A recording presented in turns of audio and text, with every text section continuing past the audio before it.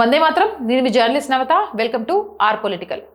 చట్టాల తయారీకి, ప్రజా సమస్యలపై చర్చలకు వేదిక కావాల్సింది భారత పార్లమెంట్. కానీ గత కొన్నేళ్లుగా ఏం జరుగుతోంది? తీవ్ర వాయిదాలు ఆందోళనకు వేదికగా మారుతోంది. 2021 నుంచి జరిగిన ప్రతి పార్లమెంటు సమావేశాల్లోనూ ప్రతిపక్షాల నిరసనలు సభా కార్యకలాపాలను తీవ్రంగా ప్రభావితం చేస్తున్నాయి.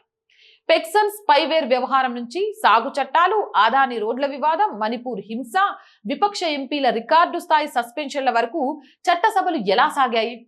దీనివల్ల ప్రశ్నోత్తరాల సమయం, కీలక బిల్లులు చర్చ ఎంతవరకు దెబ్బతిన్నాయి?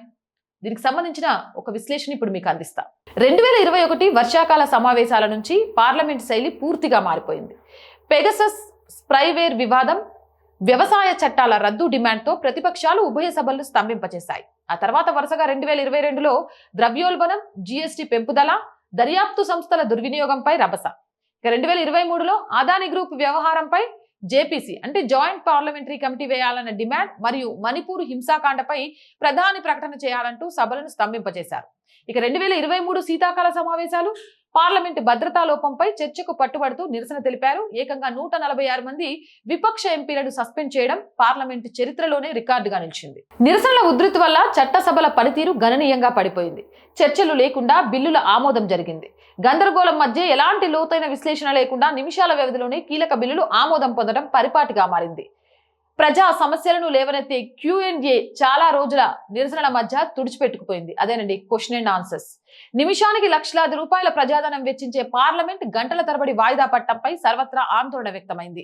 ప్రభుత్వం వైపు నుంచి వస్తున్న ఆరోపణల ప్రకారం విపక్షాలు అభివృద్ధిని అడ్డుకుంటున్నాయి, చర్చలకు సహకరించడం లేదు అని అధికార పక్షం చాలా క్లియర్ గా చెప్తోంది. ప్రభుత్వం ప్రజా సమస్యలపై చర్చకు భయపడుతోందని ప్రతిపక్షాలు గొంతు విప్పుతున్నాయి. 2024 లోక్సభ ఎన్నికల తర్వాత కూడా ఈ పోరు తీవ్ర రూపం దాల్చింది. ప్రజాస్వామ్యానికి దేవాలయంగా భావించే పార్లమెంటులో నిరసనలు తెలిపే హక్కు ప్రతిపక్షాలకు ఉన్నప్పటికీ అది సభా సమయాన్ని పూర్తిగా మింగేసే స్థాయికి చేరడం ఆందోళనకరం. అధికార విపక్షాల మధ్య సమన్వయం కుదిరితేనే ప్రజా సమస్యలకు చట్టసభల్లో సరైన పరిష్కారం లభిస్తోంది.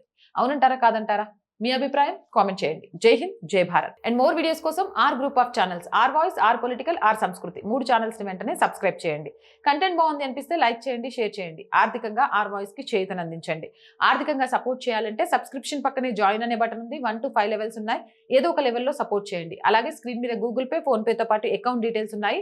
మీకు తోచిన సహాయాన్ని అందించండి. వ్యాపార ప్రకటనల కోసం 8328500576 నెంబర్ని సంప్రదించండి. జై హింద్, జై భారత్.